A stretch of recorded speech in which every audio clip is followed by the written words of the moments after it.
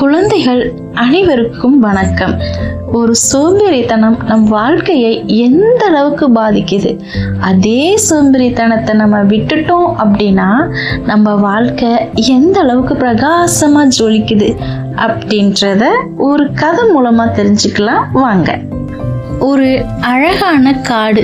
அந்த காட்டில் எல்லா விலங்குகளும் சந்தோஷமா தன்னுடைய உணவுகளை சாப்பிட்டுக்கிட்டு இருந்தாங்க. அப்போ அந்த வழியா ஒரு மான் எட்டி பார்க்குது. மானை பார்த்த உடனே முயல், வா மான், இந்தா இதை நீ சாப்பிடு, இந்தா கேரட் சாப்பிடு அப்படின்னும் முயல் கொடுக்குது. அதை வாங்கி மான் ரொம்ப சந்தோஷமா சாப்பிட்றாங்க. இப்படி பகிர்ந்து சாப்பிட்றது எவ்வளோ பெரிய நல்ல விஷயம். இந்த இவ்வளோ பெரிய நல்ல குணத்தை கொண்ட முயலுக்கிட்ட ஒரு சோம்பேறித்தனம் இருந்துச்சு.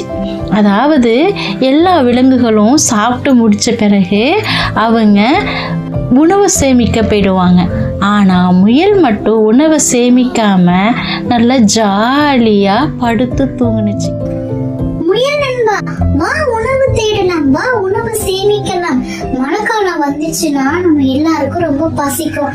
மழை பெய்யும் போது நம்ம உணவு தேட முடியாது. இப்பயே நம்ம எடுத்து சேகரிச்சு வச்சாதான் நம்ம மழை காலத்துல சந்தோஷமா நல்லா சாப்பிட முடியும். வா முயல் நண்பா, வா வா நம்ம சேகரிக்க போலாம், வா என் கூட வா. மழைக்காலம் வர்றதுக்கு இன்னும் எவ்வளவு காலமும் இருக்கு. அதுக்காக யாராவது உணவு சேகரிப்பாங்களா? சாப்பிட்ட உடனே எனக்கு நல்ல தூக்கம் வருது.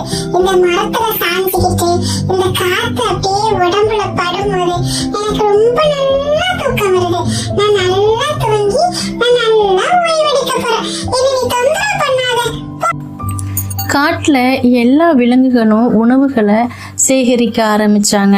அணில் தனக்கு தேவையான எல்லா உணவுகளையும் சேகரிச்சிச்சு. அதுபோல் எறும்பும் தனக்கு தேவையான உணவுகளை சேகரித்து வச்சிச்சு.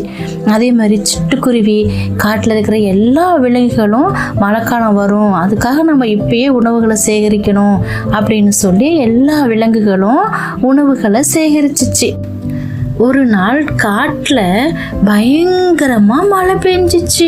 மழை விடவே இல்லை, தொடர்ச்சியாக பெஞ்சிக்கிட்டே இருந்துச்சு. அப்போது முயல் ரொம்ப பாவமாக ரொம்ப சோகமாக இருந்துச்சு.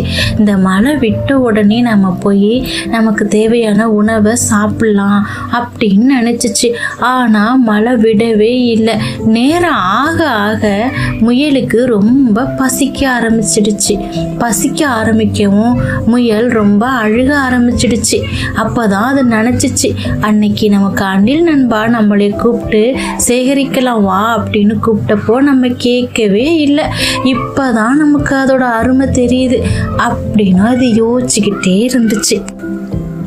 மழை பெய்யும்போது முயலோட நண்பர்கள் எல்லாரும் தான் சேகரித்து வச்சிருந்த எல்லா உணவுகளையும் அவங்க சாப்பிட்டுட்டு இருந்தாங்க.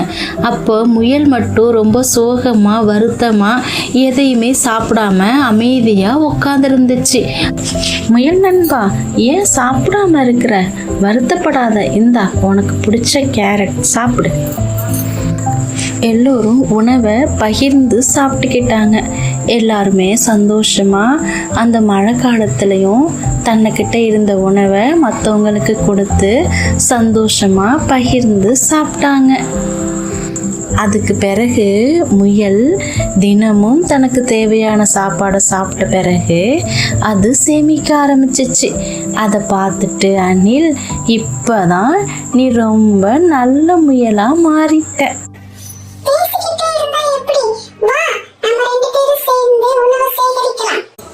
இந்தா கேரட் சாப்பிடு. உன் நண்பன் சமைக்கிறதுல எனக்கு ரொம்ப பெருமையா இருக்கு, ரொம்ப சந்தோஷமா இருக்கு. சோம்பேறித்தனம் போய் சேமிக்கிற பழக்கம் வந்த பிறகு முயலோட வாழ்க்கையே ரொம்ப பிரகாசமாக மாறிடுச்சு. எல்லாரும் இன்றைக்கே ஒரு உண்டியில் வாங்கி ₹1 கிடைச்சா கூட அதை சேமித்து வைங்க. சேமிக்கிறது ரொம்ப நல்ல பழக்கம், அதை கடைப்பிடிங்க. நன்றி.